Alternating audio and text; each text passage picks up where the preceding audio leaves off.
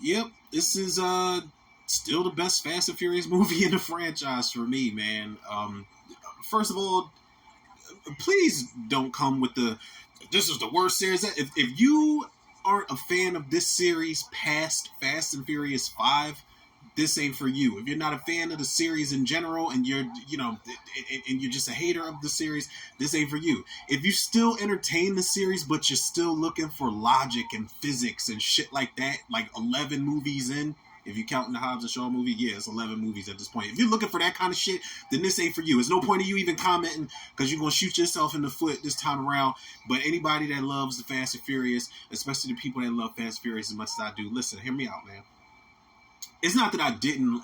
Listen, I love all these movies. I do. I think the weakest of the bunch for me is still Tokyo Drift, but that's not to say that movie has not grown on me like a hell of a lot, even more over the years. The more that I watch it, it's the only movie.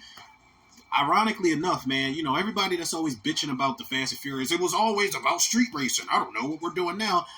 Nobody really cares for the movie that's actually about street racing, and that's Tokyo Drift. I just think the irony in that is pretty weird. But Tokyo Drift is my least favorite. This is like, man, this is still it for me. My sister just put it on the big screen, and I was like, listen, at first I wasn't gonna watch it, but I was like, I might have to stick around for this. I haven't seen it on a big screen like this, and I was like, all right, let me get my phone charger, let me make myself comfortable and get with this shit and witness it in a different light. I mean, it's the same light. I watch this shit often. I do. But that's not to say that I still don't want to do a revisited commentary for this. I don't think the first commentary I did years ago even did this shit justice at all. Because this is like the holy grail of Fast and Furious movies for me, man. This gives you everything that you want in a Fast and Furious movie. But mainly Fast Five was peak Fast and Furious shit. Like when people say that's the best in the series, I get it. I understand why completely. This is when we took it into heist territory for real because it was always heist shit going on. It was always villains and things like that and over the top stunts. It just wasn't as crazy in the original movie.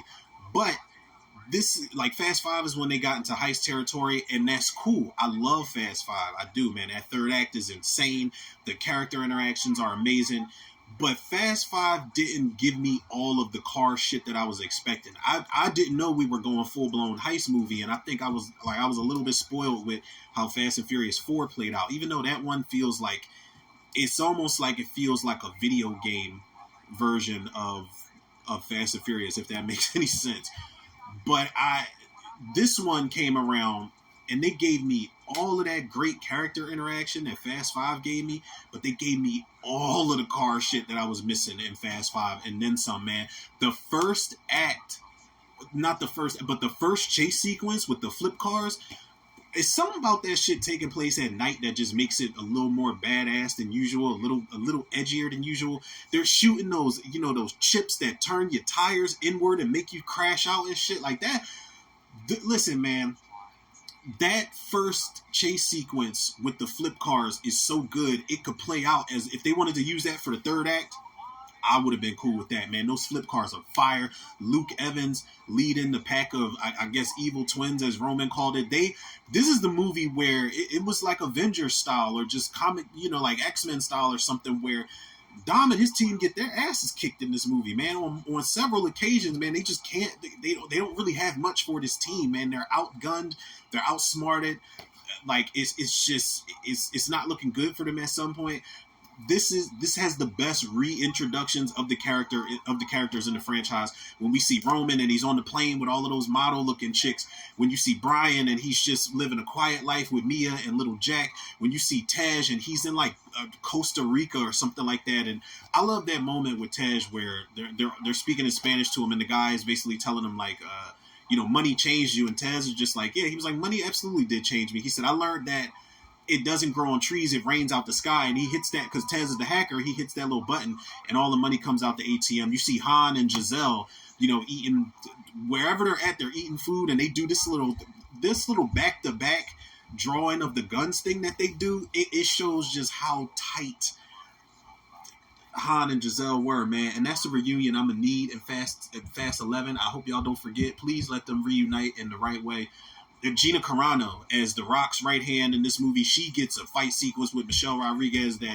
Michelle Rodriguez up until Fast 10, there wasn't a fight sequence that was as good as this one. They get to fight, I think, 2 different times in the movie. Joe Taslim, who plays Sub-Zero in the new Mortal Kombat movies, he's in here. He's such of a badass that he whoops Han and Roman's ass at the same time. Like, them two together, even when they tag team off the ropes, or even when they try to do it as a unit at the same time, they have nothing for that boy, man.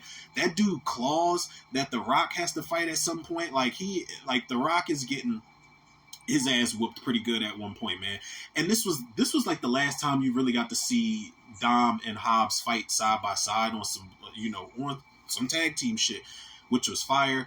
The whole tank sequence on the bridge, man, like I think Fast 4 was when we threw gravity out the window when Dom slides that car under that big ass tank that falls off of that truck.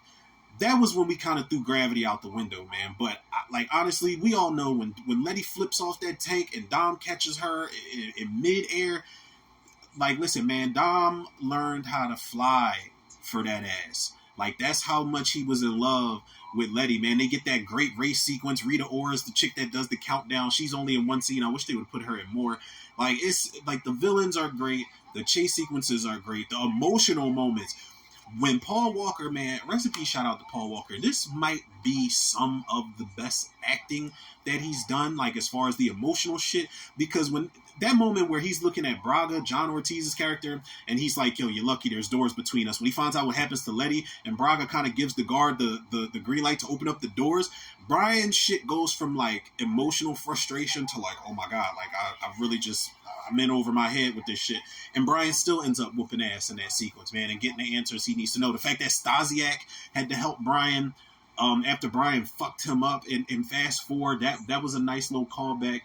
Man, like, I'm trying to tell y'all, man, and that runway sequence, I know the runway is 2 days long. I understand how unusually long that runway is, but goddamn it, if it didn't make for one of the best third act sequences in the entire franchise. That runway scene is crazy. You got cars shooting harpoons into the wing of the plane, trying to bring it down. People are fighting on the cars. The Rock and Vin Diesel and Paul Walker and Jordana Brewster, they're all fighting. Michelle Rodriguez is fighting Gina Carano on the plane. Yo, the shit. I sound like the boy from Boys in the Hood, where he's just telling a story nobody believes, and he's like, everybody, motherfuckers was throwing cookies out the cookie shop. Like, that's really what that third act is, man. And I don't remember what I gave Fast 10. I think like my top 3 are like Fast 6, Furious 7, and Fast 10. I don't know, man. I always rank these differently, man. But like, as far as the goods, this is like the Jason Lives of the Fast and Furious franchise, where they gave me everything that a Friday the 13th movie should give me.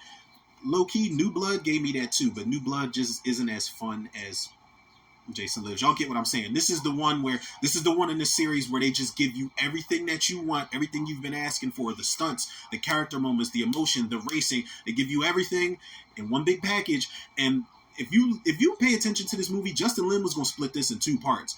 When that whole tank sequence is over, it was going to end on like a cliffhanger or something like that, and then they were going to do like Fast 6 Part 2 or something like that. I would have been cool with that, but I remember seeing this for the first time. I thought that was the end of the movie, and then they got that plot twist with Shaw and with Riley's character. They're working together. That was good. But yeah, man, this is I don't know what I gave 7 and 10, but like as of right now, this is definitely a 10 out of 10 Fast and Furious movie, man. This shit is just, and the way Justin Lin directed this shit, the way that he kept like 95% of this movie just practical effects, man. You can see CG in a lot of moments, but it's really polished up for the most part, man.